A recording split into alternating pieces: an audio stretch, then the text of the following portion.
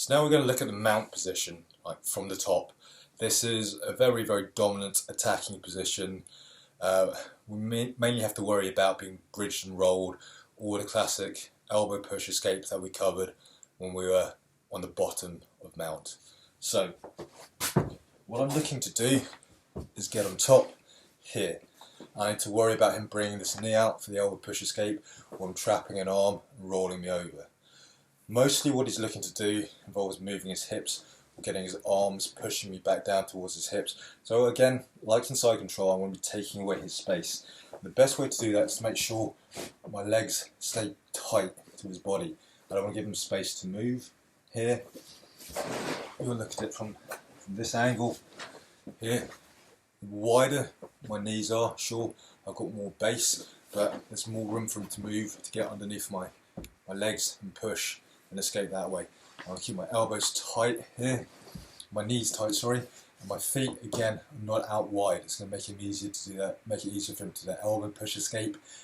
So my feet are tucked, almost resting against his belt line or his hips.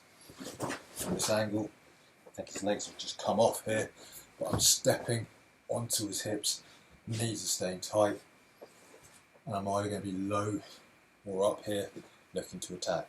Right? The other thing I want to do, I'm just going to get rid of these legs now because there's a little bit of a distraction. What I want to do, if possible, is to get nice and high.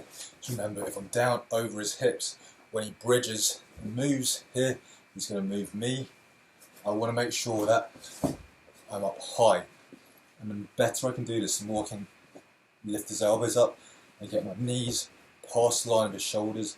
Now his elbows are trapped, it's harder for him to pull his arms in. Now this guy's incredibly floppy, but you can see even now his arms are kind of pinned upright, whereas if I come down, his arms just kind of fall down because there's nothing blocking his elbows from moving.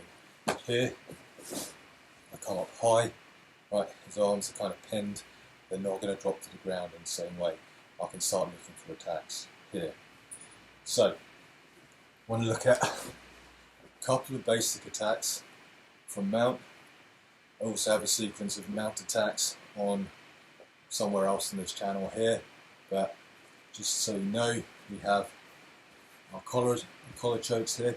We can go for the same heel lock or Americana that we did from side control, but I want to look at two basic things. First one is if he's trying to push us off from side control, from mount even, or even if he's not, I'm going to look at an armbar. And secondly, I'm going to look at a choke here. So our classic cross choke is going to be reaching into his collar here. I'm going to get my wrist, my forearm against the side of his neck. So attacking the carotid arteries, cutting off the blood supply to the brain. I reach my hand into his collar, pull up so his head comes off from his space, and I shoot my hand nice and deep underneath here. Right? At this point, he's probably going to be defending, and this is where we're in danger of being rolled here. So my arm is already tied down. Remember, if he's looking to bridge and roll me, he needs to control my arm so that he can stop me from basing. What I've done here is I've already given him, I've already taken away my basing arm. He wants to take me this way, so I need to make sure my weight is in this direction here. If my weight's over here, I'm already halfway gone. If my weight's here, now, even though my arm is pinned, like for him to take my weight over, he has to drag my centre of gravity over his. So I keep my head nice and low. I walk my arm around to keep his base, and if he's defending, blocking with his arm, I'm trying to control this arm here. I'm going to use my elbow, draw it underneath his chin. Right, it's going to stop him from tucking his neck and making it hard for you to get to his neck here. Right? That's going to clear everything and give you access to the neck, which is what you want for a clean submission. Here, come round, arms in the way. I draw my elbow back in. I'm just going to go over the shoulder here. As long as my wrists are next to his neck here, that's the main thing. And from here, instead of squeezing with my arms, I'm just going to drop my weight through my wrists into his neck, right, for the collar choke. Now, I can get away with that every now and again, but if he's just sitting there defending his neck, it's going to be very, very hard for me to get that. So the more I attack his neck, the more he's going to be defending the harder it is for me to do this, and so the more he's going to start using his arms to defend. And the more he starts to defend here, the more serious I am with these attacks, the more vulnerable his arms are. Like, if he just keeps his arms tucked in nice and tight, it's going to be very, very hard for me to attack his arms. It's just going to make it easier for me to attack his neck. So I want to use my attacks in combination to set up what's going on here. So let's say I start attacking his collar here, he starts bringing his arms up to defend. Now we're in the similar position before we talked about getting his arms away from his body. So here now he has to bring his arms away to defend.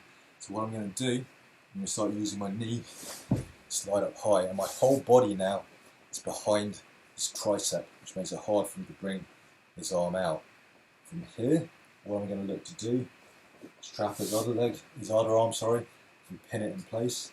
And then here, right, my leg's pointing in line with his head. Now I put up on his head and I slide my knee underneath his head. So I'm pinning him and I'm going across his body. Now his arm is pinched. It's hard for him to defend here. I switch my arm so the arm that's nearest his head controls here. I block his hips and I bring his leg over his head. But you'll notice that I'm not just rolling to my back first before throwing my leg over, because if I do this here, there's nothing over his head. It's easier for him to roll, come up on top.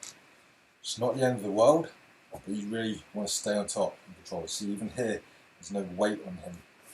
Whereas if I stay up here, bring this leg over his head, now my entire weight is on him. I can get into this armbar position, and by the time I take my weight off and sit down on the ground here, I'm already deep into the submission here. Whereas if I just sit back from here, I don't have the submission on, and his weight can come up on top of me here much, much harder. So what I'm looking to do, one more time, here, I'm attacking his collar so his arm comes up. Or if not, I can just get high up on his body, slide my knee up level with his head, pinch his shoulder here, at which point control his head, bring my leg underneath his arm so he can't bring his back down here. Now I turn crossways here, pulling up on his head, bring my knee underneath him. It should be like the world's most uncomfortable pillow. It should be very hard for him to bring his arms back in because everything is tight here. You see already his arm is kind of standing up, which is pretty impressive considering it's incredibly floppy here. Here I switch to my other arm so that my other hand is available to control his legs or his hip. You can use this for balance here.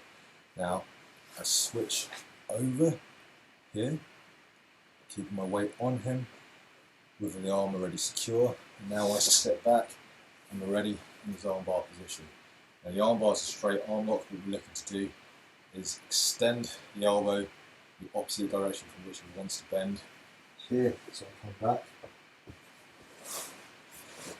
Here, his arm is straight.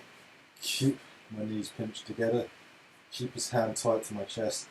And what I'm looking to do is lift my hips up here and pull and push down across the fulcrum of my hips to create braking pressure in the elbow. Right? So it's a basic armbar from mount, an S-mount armbar in conjunction with the cross collar choke.